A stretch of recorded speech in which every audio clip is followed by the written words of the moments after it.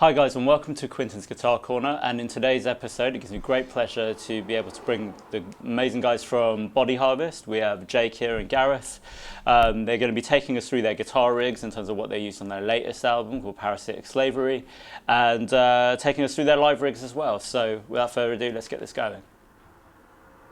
So I'm here with Jake and he's going to take us through the guitars that he essentially used on the album, and over to you, man.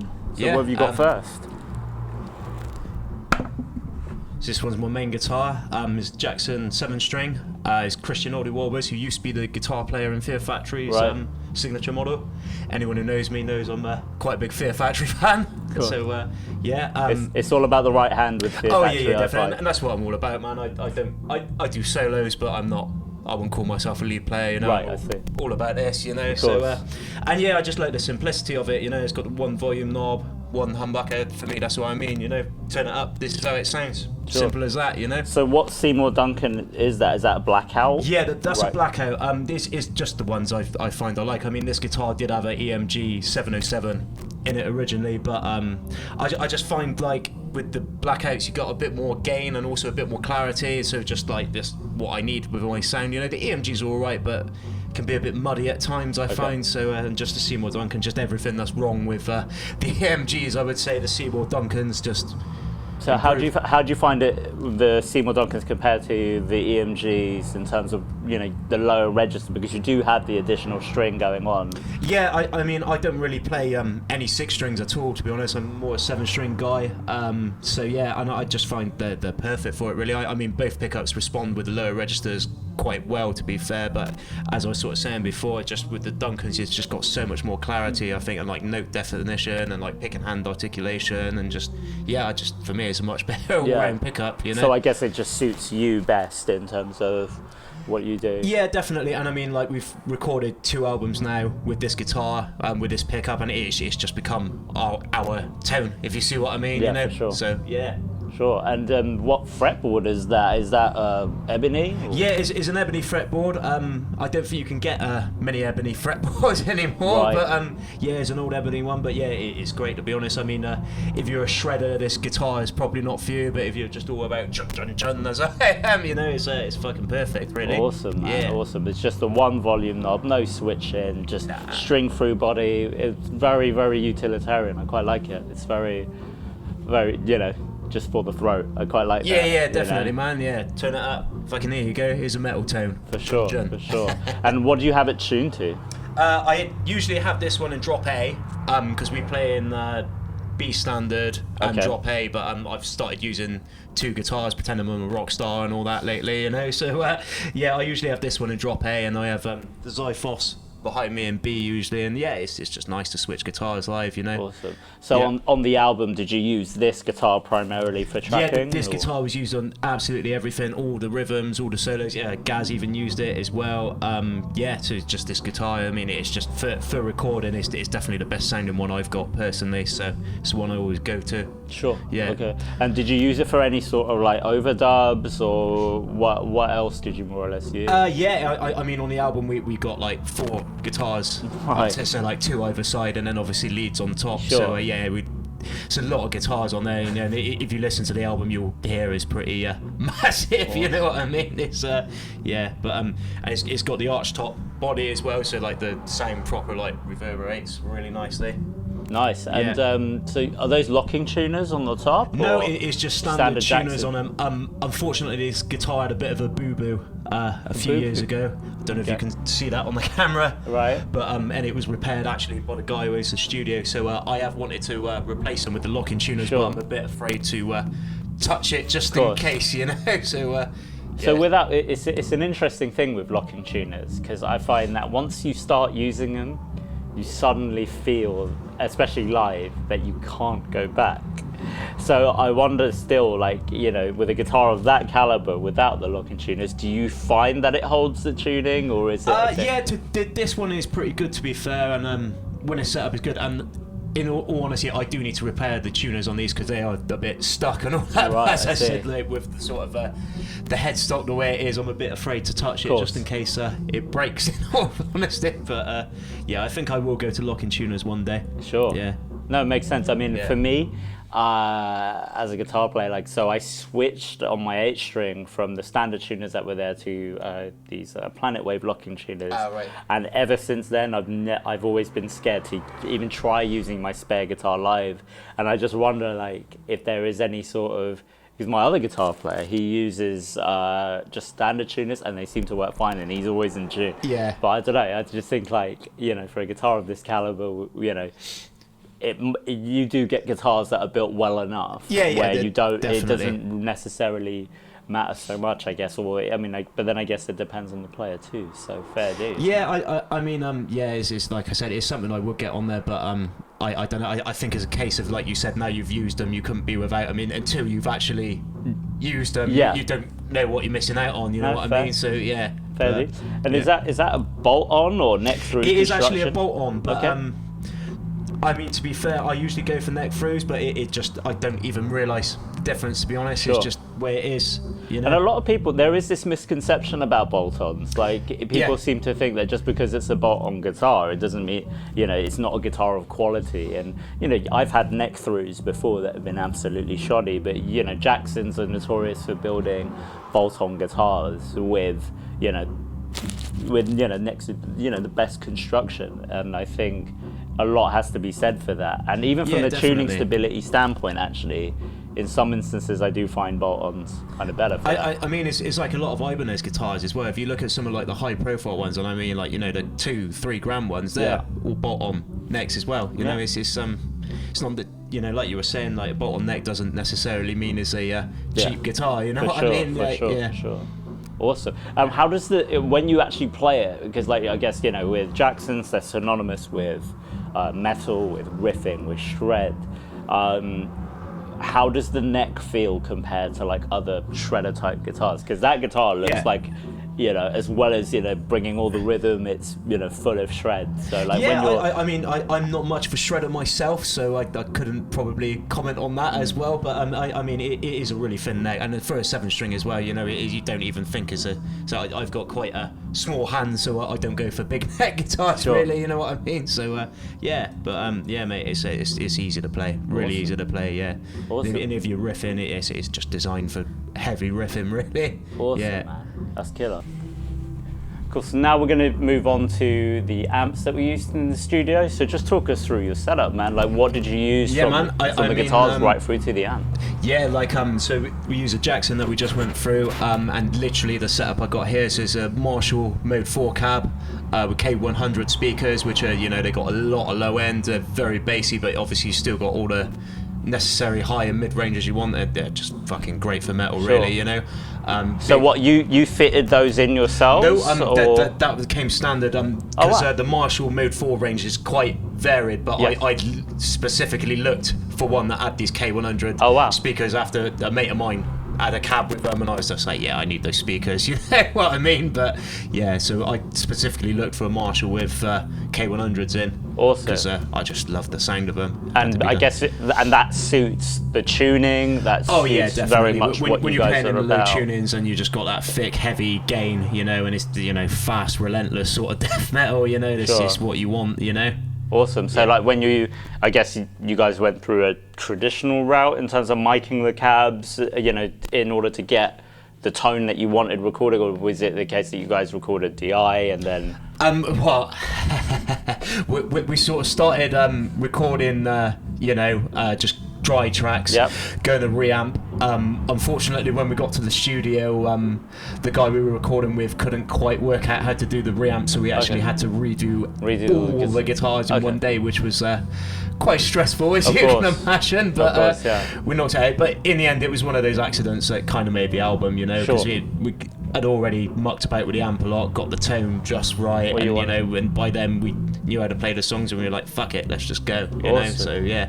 So in terms of this head, the Ironheart series by Laney, is this is the 100-watt version, 120-watt version? This is a 120-watt version, right, and for me, it's just the head is my sound. You know, I've tried a few other things. I've even gone to like Line 6 pod, like HD Pros and stuff like that. But I always come back to it, and it's just like there's just so many different things you can do with it. You can have a great, nice, clean sound. You can have a crisp lead, and you can have a heavy sort of rhythm, which is what I use it for more than anything.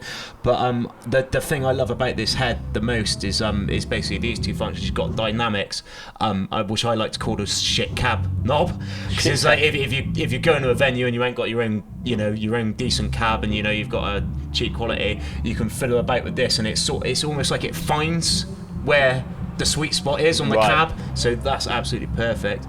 And the other function for me is the Watts control. So it's got built-in attenuator, so most people know tube amps, you need to push them to get decent sound out of them. So sometimes when you're playing a gig and your sound guy goes, I'm going to turn you down to 2, that's the sound's going to be rubbish. So what I do is I just leave the volume cranked, and I can just turn it down there, so you can turn it all the way down to half a watt, or obviously max is 120. But to be honest, it's just the capacity of this is just completely OTT, because I never have it more than there, which is probably about 70 watts, and most of the time I have it sort of under half capacity. It's just... And you find that the tone is basically maintained no matter what.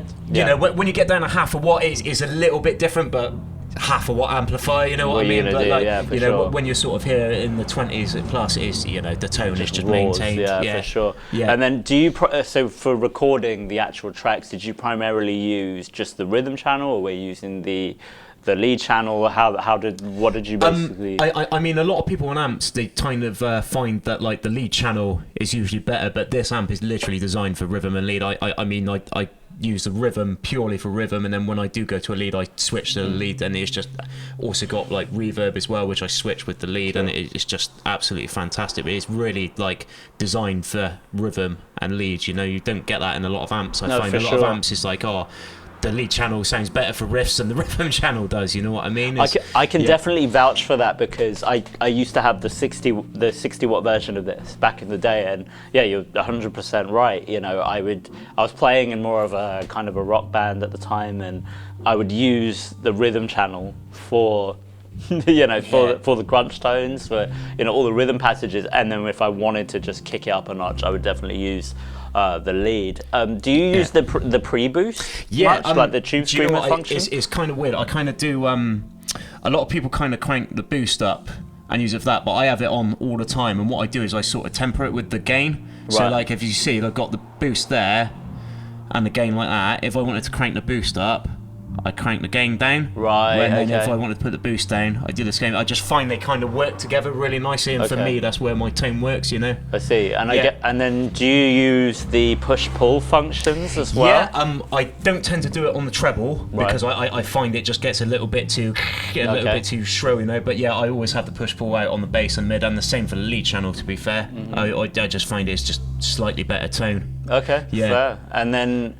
Yeah, so that's awesome, man. And then do you use the reverb on this? I do use the reverb. I only use the reverb on solos. What I've actually done with this amp is I've actually built my own sort of foot switch, which has been wired so that it switches to the lead channel and turns the reverb on with one button press, because obviously before I was like tap dancing. It's becoming a bit of a nightmare. But I have the reverb out there, otherwise it's a bit too much. But I don't use any reverb on riffs. Is purely just for solos, and it gives you that nice little bit of echo. So in terms of when you were tracking for the album, were you focused mainly on the rhythm channel, and were you basically using the same settings as what you would use live, or did you tailor it to the recording? It was similar, but it was tailored. I mean, before we started tracking guitars, it was sort of a case of one of us playing and the other one mucking about with the amp, getting everything, and then a bit more of that, and a little less of that, and doing that. So I mean, it was similar to what I used live, but obviously different venues and stuff, I tweak what I used live. I might use a bit more mid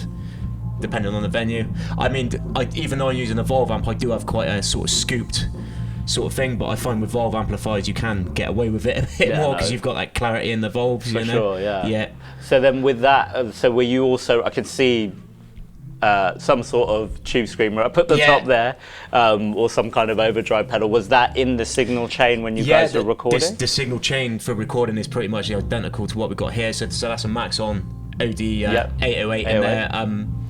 I sort of have it standard tube screamer, so you have overdrive all the way down. Tone in the middle, level up. But then I kind of modify it a bit, so I also have tone all the way up, and a little bit of overdrive, Okay. because I find just a bit more tone, it just gives a bit more feeling to it for me. For sure. Yeah. Awesome. And then, were you using the clean channel in any capacity for recording? No. Of course not. For sure. Awesome. All right. Yeah. Cool, man. That's sounds like a great. And did you use any other sort of? Did you get the time to experiment with any like different amps or any? I mean, we've done that in the past. I mean, Gaz has got a PV 5150 cab with vintage 30s in it, and we were going to, in future recordings, like we've done a cover of Spiritual Healing by Def. We did use both amps together, and it sounded really nice. So we probably will do that on future ones. But no, in the end, it was, we sort of knew this worked. You know, got it sounding where we wanted, and that was what we did. Awesome, man. Okay, so now we know pretty much what the band used in the studio. We're just going to talk about what they used live. So, Jake, over to you if you want to talk about the signal path or what you got going on here. Yeah, sure. I mean, if we go from the amp to the guitar, I guess is probably the best way. So we've been through the Laney already. Got OD808 back there, which we went through.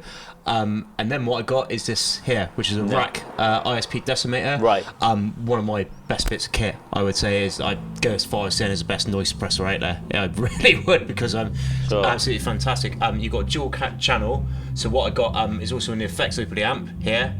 And that's obviously in front of the amp. Right. And it is literally silent. You know, when you know, it's to the point sometimes I think is my amp on, you know, and then strum the string. Oh fucking hell, yeah, it is. But yeah, it's great. You got the lights as well, so it obviously you can see the gate cutting in with everything on both channels. And the other function it's got, which is really great, is this filter tracking. Right. So you can adjust this so it tracks the signal of your guitar. So if you suddenly say I was going to a solo, and I chucked on my lead channel and there's shitload more gain, it would follow it. Right. Just it. And also say I don't know, you were playing a heavy and you went to clean, it would notice that you've been a drop in gain, so it would drop with it. Otherwise, obviously, if you've got really high gain tone and you've got the noise suppressor right up to gate it, and you go to a clean tone, it's just going to absolutely destroy your tone. Of course. So that's why it's absolutely great. Amazing. Yeah, because I've had NS2s and stuff in the past. I don't want an NS2 anywhere near me ever again. Oh, fair. That's quite a bold statement. I'll say that. I mean, quite a lot of people have said, you know, with regards to ISP technologies and what they're able to, you know, that is quite a revolutionary product from a gating perspective. I mean, do you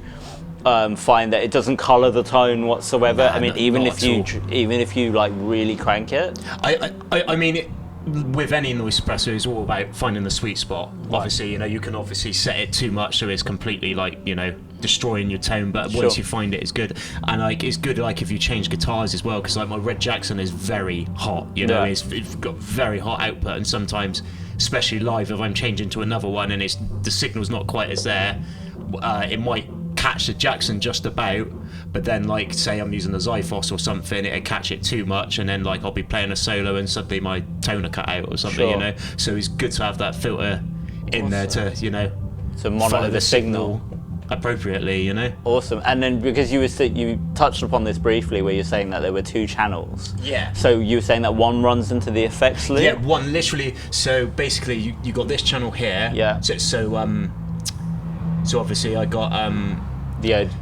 from the max on goes into here, and then that goes into the amp there. Sure. So that catches, you know, that's just like your basic in front noise suppressor.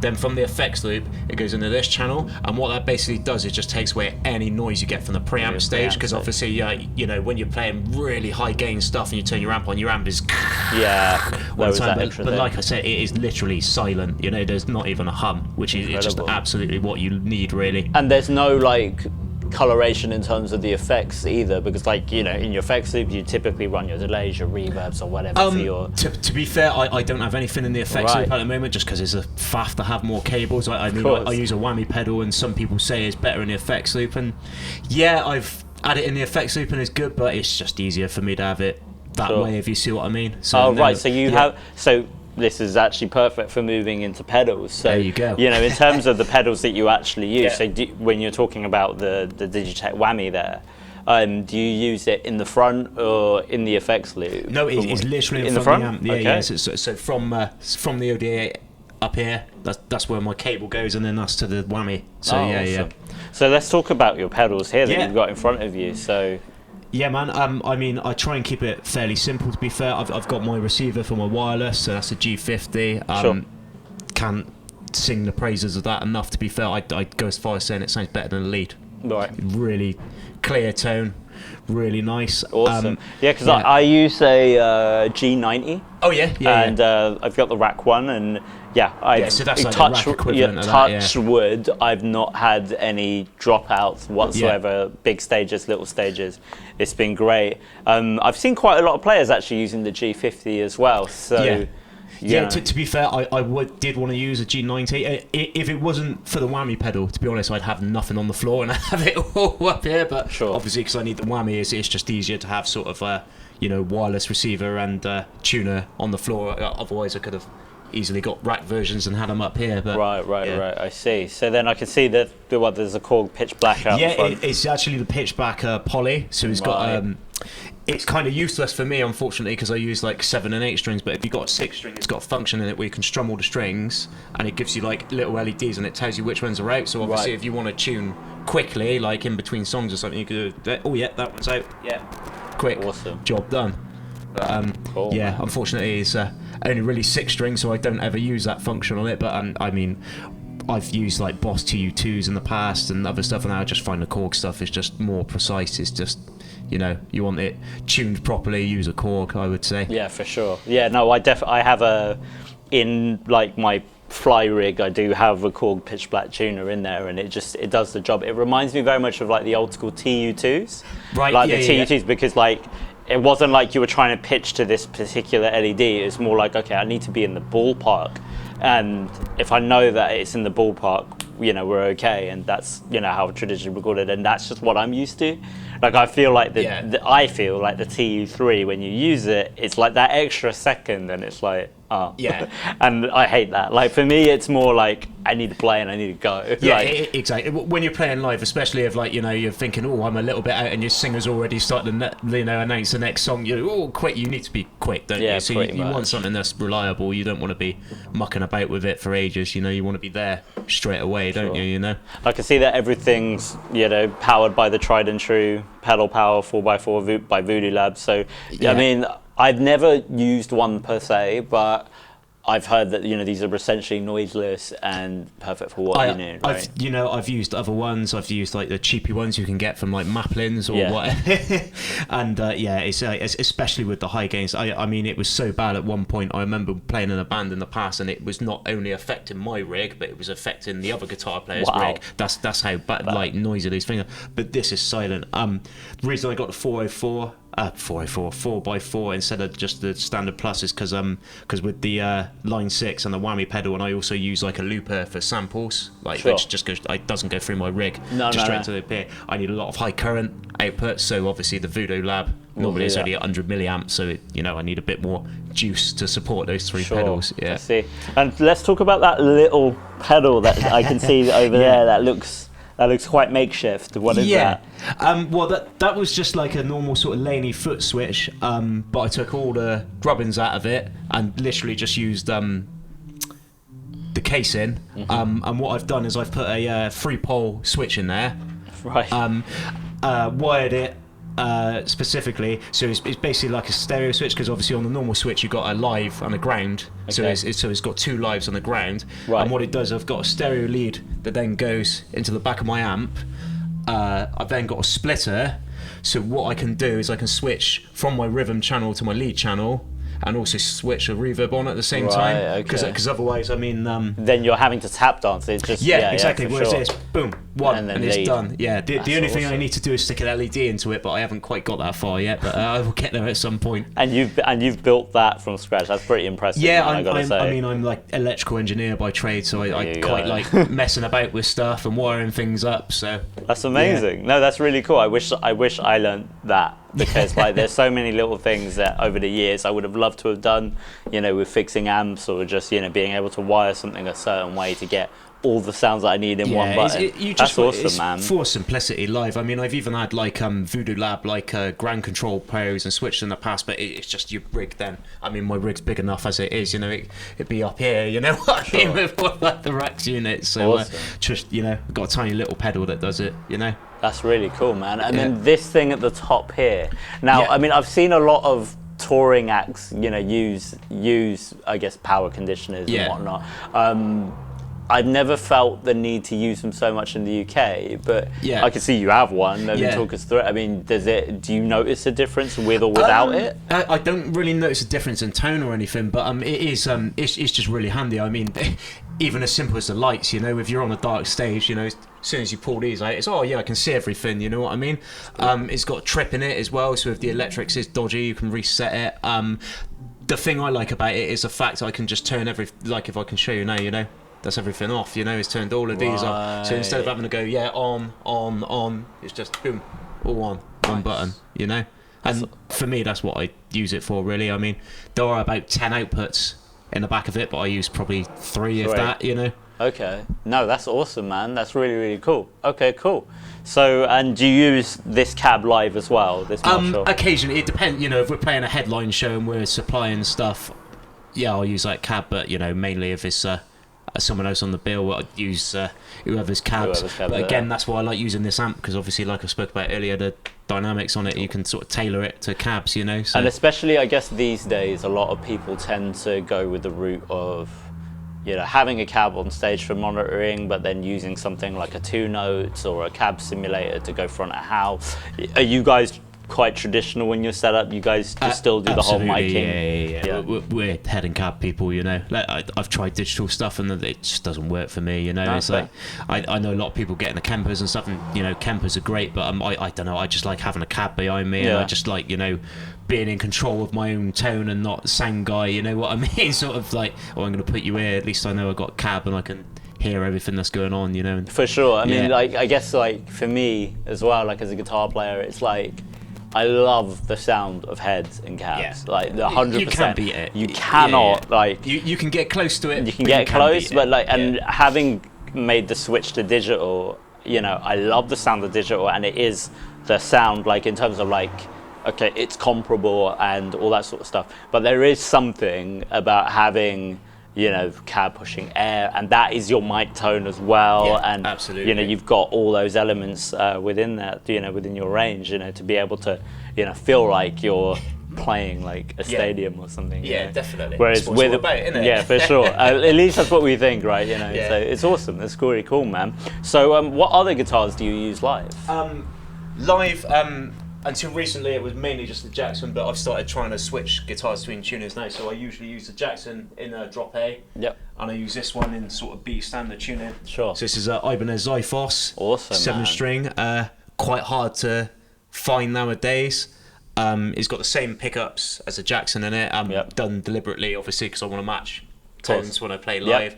live. Even though it's got a tone knob, it's not wired in. Sure. Nor is a neck pickup, because Okay. I don't ever use them. So even though you know, it's got the extras, it is literally the same as my Jackson. This is just the one pickup and one volume. You know, the only reason they're there, so I don't have holes Oh, in the right. guitar. So you yeah. don't use the neck Nope, pickup? do not use the neck pickup. This is wired in, so I could use this as like a kill switch if I wanted to. Amazing. But yeah, there's no tone. I mean, most people have a tone knob and just have it all the way up anyway. Sure. So what's the point of having it wired in? Yeah, I like to keep things simple. You know, it's just. Which makes Yeah. sense. Because it Yeah. makes sense. And then what bridge is that?